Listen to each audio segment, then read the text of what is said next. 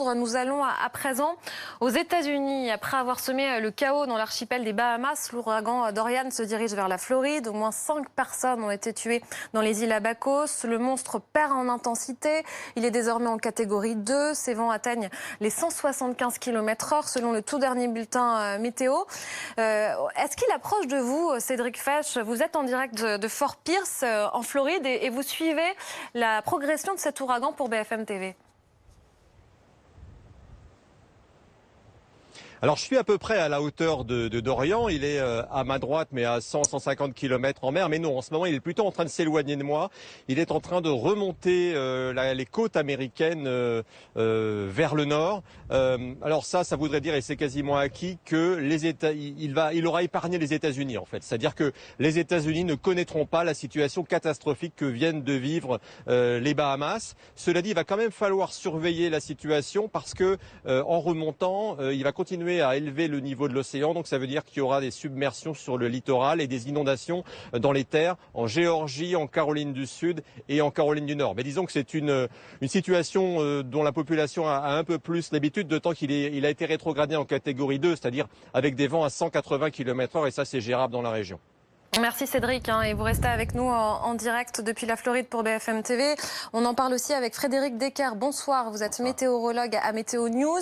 Ce que nous disait Cédric, c'est que finalement l'ouragan ne va pas toucher la Floride. Pourquoi est-ce si difficile de prévoir sa trajectoire? On entend beaucoup de peut-être, jamais de certitude, ou alors au tout dernier moment.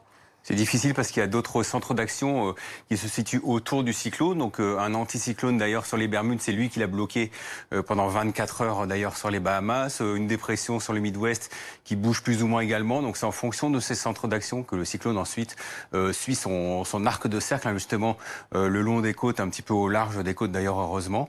Mais donc ça remet parfois effectivement en cause sa trajectoire et notamment également sa vitesse de déplacement. Il a semé le chaos aux Bahamas. Ensuite, à partir du moment où il touche terre, il perd en intensité. On le rappelle, son moteur, son carburant, ce sont les eaux, particulièrement quand elles sont chaudes. C'est ça. L'eau chaude, voilà. Il faut effectivement une mer ou un océan qui dépasse les 26 degrés, donc sur une épaisseur importante, sur au moins 50 mètres d'épaisseur, et bien sûr sur de très grandes étendues.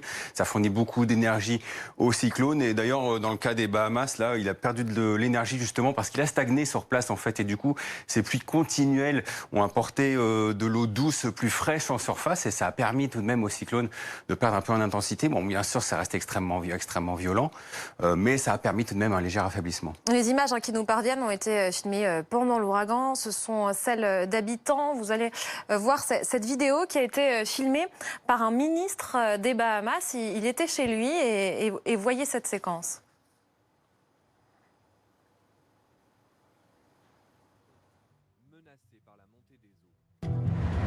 That's the water hitting my frontal window, which is extremely high. Of course, I'm already completely flooded out. And this is the water by my back door and glass that came from the canal. So this is what I'm facing at the moment. And I have neighbors that are in a far worse position than me and my family. On voit cette vague brune qui monte très haut. Ces images sont effrayantes. Il commente tout ça très calmement. Cédric Fesch, là où vous vous trouvez, que ce soit les Bahamas ou encore la Floride, ensuite la Géorgie, la Caroline du Nord, ce sont des États, des zones particulièrement habituées à ce risque.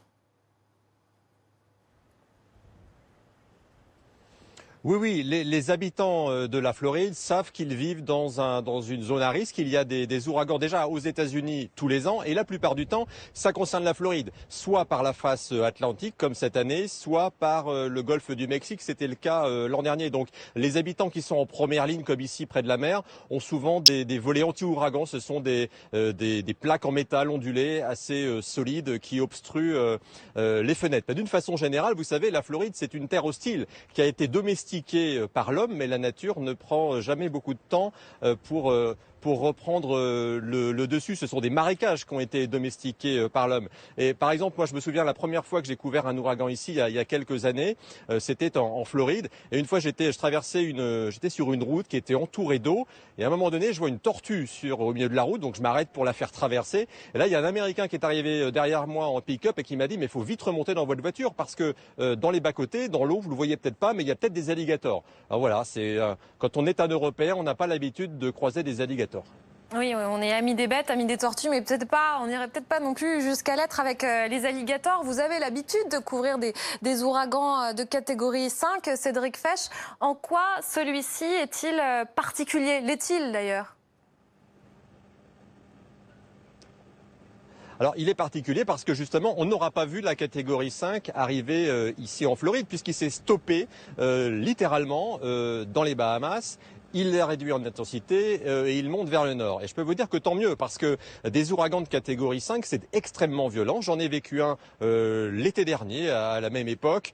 C'était dans le nord-ouest de la Floride, avec des vents entre 250 et 350 km/h. Je peux vous dire que vous ne survivez pas si vous restez dehors, parce que le moindre petit objet qui a l'air anodin, une boîte aux lettres, je sais pas, un perchoir pour un oiseau, par exemple, comme on en trouve beaucoup dans les jardins ici, eh bien, ça devient un projectile lancé à 250-300 km/h, c'est mortel. Moi, je m'étais réfugié dans un bâtiment en dur et il y avait une sensation très particulière. Les oreilles se bouchaient pendant des heures, comme si on était en altitude à cause de la pression. Et puis dehors, il y avait un parking avec des voitures et le vent avait soulevé un container, un gros container, et qui avait massacré les voitures. Et la mienne, par exemple, avait été épargnée par ce container, mais toute la carrosserie était à refaire parce qu'elle était constellée d'impacts de petits objets qui avaient été soulevés par les vents. Donc c'est pour vous dire que un ouragan de catégorie 4 ou 5, franchement, même un bâtiment en béton solide est fragilisé.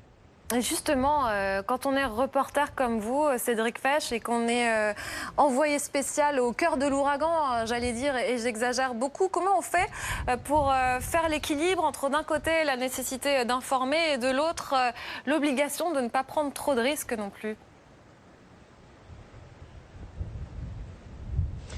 Moi, ma règle personnelle, c'est d'être au plus près de l'ouragan, c'est-à-dire avec là où il y a des populations, pour raconter ce que vivent les populations.